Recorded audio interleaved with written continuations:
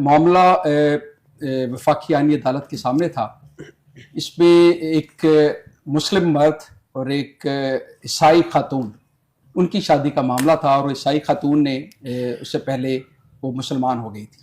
तो ये हेबियस का केस था, नीचे सेशन कोर्ट में भी खिलाफ होता है, गालबन लड़की के वालिद साहब ने फाइल किया, हाई कोर्ट में भी खिलाफ होता और सुप्रीम कोर्ट में भी अल्टीमेटली उनके खिलाफ ही हुआ। इसमें कुछ जजमेंट सुप्रीम कोर्ट की गई बार बार, तो उसको मलूज़े आतर रखते हुए जो वफाकी आईनी अदालत उनके जो जज साहब हैं जस्टिस हसन अस्करी रिजवी, उन्होंने ये बात कैटेगोरिकली कही है कि आर्टिकल 189 जो कि 27वीं अमेंडमेंट के बाद बदला गया है, उसका अगर मुताला किया जाए तो उसमें ये बड़े ही वाज़ेह और अंदाज में और सरीहन लिखा गया है कि वफाकी आईनी अदालत के जो फैसले हैं वह सुप्रीम कोर्ट समेत सब अदालतों पे बाइंडिंग है। और 189(2) कहती है कि सुप्रीम कोर्ट के फैसले सब अदालतों में बाइंडिंग है except the federal constitutional court. ठीक, सो एक हायरार्की तो मुतय्यन होगी कि जो वफाकी अदालत आईनी अदालत है वो सबसे ऊपर है, सुप्रीम कोर्ट सुप्रीम नाम होने के बावजूद नंबर 2 पे है, और उसके बाद हाई कोर्ट और फिर लोअर जुडिशरी। तो ये इस तनाजुर में इसमें जिक्र किया गया। अब जो बुनियादी बात देखने वाली है कि अगर हम ये देखें सुप्रीम कोर्ट और वफाकी आईनी अदालत के पास बाकी अदालतों की तरह भी दो बुनियादी जुरिस्डिक्शंस होती हैं, एक उसको हम कहते हैं ओरिजिनल जुरिस्डिक्शन और एक होती है एपलेट। उसके अलावा भी काफी एडवाइजरी, रिविजनल, वो सारे हैं, लेकिन अभी दो बुनियादी बातों में मैं जरा इस पे जिक्र करना चाहूंगा। 27वीं अमेंडमेंट से पहले जब सुप्रीम कोर्ट हुआ करता था तो ओरिजिनल जुरिस्डिक्शन हम सुना करते थे 184(3) के तहत हुआ करती थी, जिसमें कोई fundamental rights involving matter of public importance जी, तो उसके तहत डायरेक्ट जिस तरह के 199 की जो प्रोविजंस हैं वही रिट्स उनका इस्तेमाल करते हुए सुप्रीम कोर्ट में केस फाइल किया जा सकता था। और एपलेट जो मैटर्स थे, एपलेट मैटर्स नीचे से जो सिविल मैटर्स हैं, क्रिमिनल मैटर्स हैं, और जो उसके अलावा रिट जुरिस्डिक्शन भी है, उसमें जो फैसले होते थे उनकी अपील भी सुप्रीम कोर्ट में अल्टीमेटली आया करती थी। अब फेडरल कॉन्स्टिट्यूशनल कोर्ट बनाने के बाद इसको भी ओरिजिनल जुरिस्डिक्शन दी गई है, बल्कि इसी की अब ओरिजिनल जुरिस्डिक्शन है।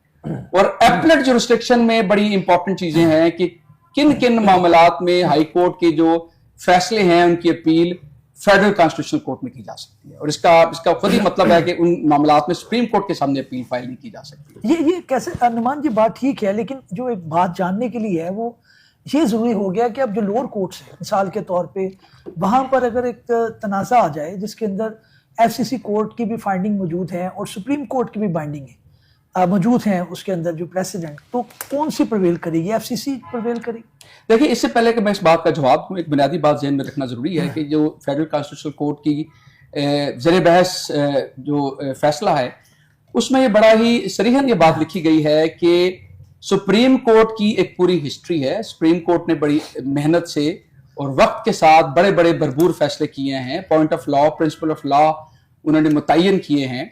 सो उसकी परसुएसिव वैल्यू जरूर है। परसुएसिव वैल्यू और बाइंडिंग वैल्यू में हमारे वकील भाई इसको अच्छी तरह जानते हैं, आम जो हमारे नाजरीन उनके लिए, कि परसुएसिव वो होती है कि जो जरूरी नहीं है कि वो अदालत उसकी पैरवी करे, लेकिन उसको देख के उससे परसुएड हो सकती है और उसके प्रिंसिपल्स हैं उनके मुताबिक फैसला कर सकती है। और अदर जो बाइंडिंग है वो बाइंडिंग होती है। तो इस फैसले में लिखा हुआ है कैटेगोरिकली कि सुप्रीम कोर्ट के फैसलों को अच्छी तरीके से देखने के बाद, और अगर लगे कि वो पेटेंटली इलीगल है, तो रीजंस देते हुए कॉन्स्टिट्यूशनल कोर्ट उससे डिसएग्री कर। एक तो ज़हन में रखें कि 184 जो सेक्शन आर्टिकल हुआ करता था वो सिरे से डिलीट कर दिया गया, क्योंकि ओरिजिनल जुरिस्डिक्शन जो कि उसके तहत 184(1) के तहत सूबों के दरमियान में जो डिस्प्यूट्स हैं और 184(3) के तहत जो fundamental principles involving matters of public importance, वो अब 175(e) के तहत फेडरल कॉन्स्टिट्यूशनल कोर्ट को दी गई। ये चीज भी इस चीज का इजहार करती है कि federal constitutional court supreme court से ऊपर है। दूसरी बात आपने की कि ये किस तरह पता चलेगा कौन सा मामला हाई कोर्ट से सुप्रीम कोर्ट जाएगा या कौन सा मामला हाई कोर्ट से FCC जाएगा। 175(f) है इस बारे में, जो एपलेट जुरिस्डिक्शन डिसाइड करता है FCC की। उसमें 3 बातें लिखी हुई हैं। एक, उन्होंने कहा है कि कोई ऐसा मामला जिसको पार्लियामेंट ये कहे कि उस मामले की अपील FCC जाएगी, तो वो उस मामले की अपील FCC जाएगी। पार्लियामेंट स्पेसिफिकली कह देती है कि इस नोयत के सिविल मामलात हैं वो FCC देखेगी।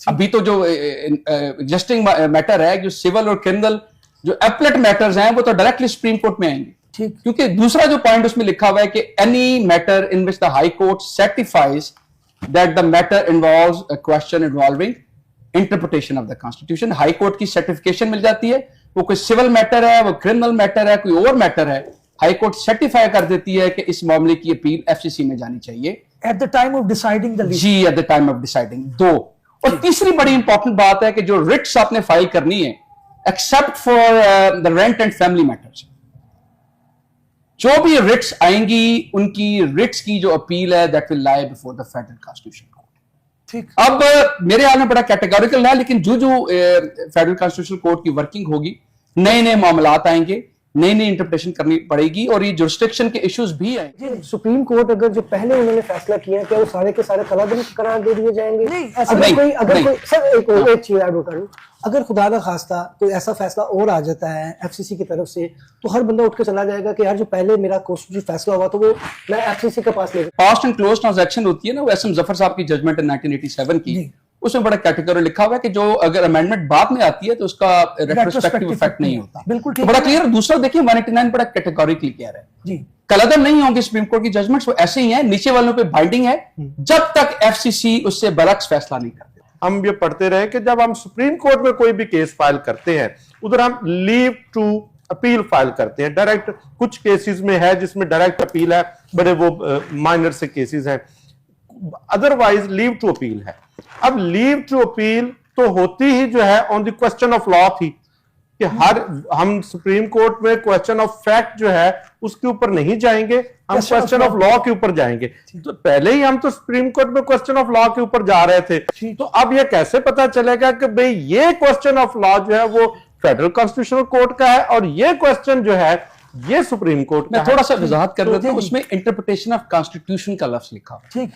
लॉ का लफ्ज नहीं है। अच्छा, तो कॉन्स्टिट्यूशन की इंटरप्रिटेशन का एक छोटा सा मैं जिमनी इसमें बात कर देता हूं जो कि बड़ी अहम है, इसकी अगर बात ना करें तो ज्यादती होगी। देखिए, जो चीफ जस्टिस ऑफ पाकिस्तान का ओहदा है वो जो भी सीनियर होगा chief justice of federal constitutional court और chief justice of supreme court का, उसको दिया जाएगा। इसका मतलब है दोनों को इक्वल स्टेटस दिया जा रहा है। ये बड़ी अहम बात मैं करने जा रहा हूं।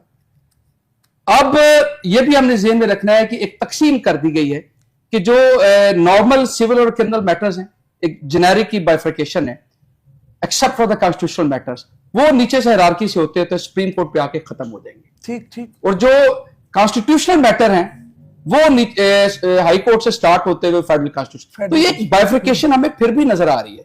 थोड़े बहुत कुछ पॉइंट कॉमन आ जाएंगे और जब ऊपर हमने देख लिया कि मिसाल के तौर पे आप कहते हैं कि federal constitutional court supreme court के ऊपर है, लेकिन एक गिवन वक्त में जो चीफ जस्टिस ऑफ पाकिस्तान है वो chief justice of supreme court है।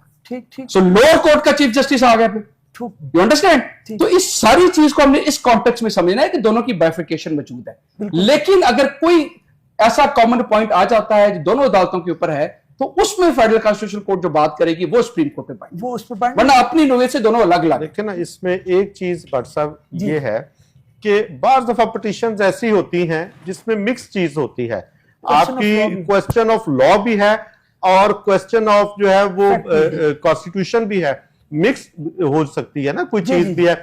आप कॉन्स्टिट्यूशन के तहत जा रहे हैं लेकिन आप किसी लॉ को जो है वो चैलेंज कर रहे हैं या किसी लॉ के तहत आप बात कर रहे हैं, जैसे टैक्स के मामलात हैं, इस तरह के मामलात हैं। तो एक बड़ी बारीक सी जो है वो लाइन जो है वो इसमें है जिसको जुरिस्डिक्शन के हवाले से, और जो ऑब्वियसली जब वक्त गुजरेगा और दोनों अदालतों के फैसला जात आएंगे तो फिर ये क्लैरिटी के साथ चीजें आएंगी कि अच्छा ये चीज जो है ये इधर जानी है, ये जो है वो फेडरल कॉन्स्टिट्यूशनल कोर्ट में जाना है, इसको वक्त ने जो है वो जजमेंट। मैं एक छोटी सी बात फिर करता हूं, आपका वक्त लिए जा रहा हूं। देखिए, जब कानून लॉ अगर चैलेंज किया जाएगा ना तो वो कॉन्स्टिट्यूशन के साथ वारिस रखी जाती है, तो वो कॉन्स्टिट्यूशनल क्वेश्चन बन जाएगा। ठीक ठीक। ये बुनियादी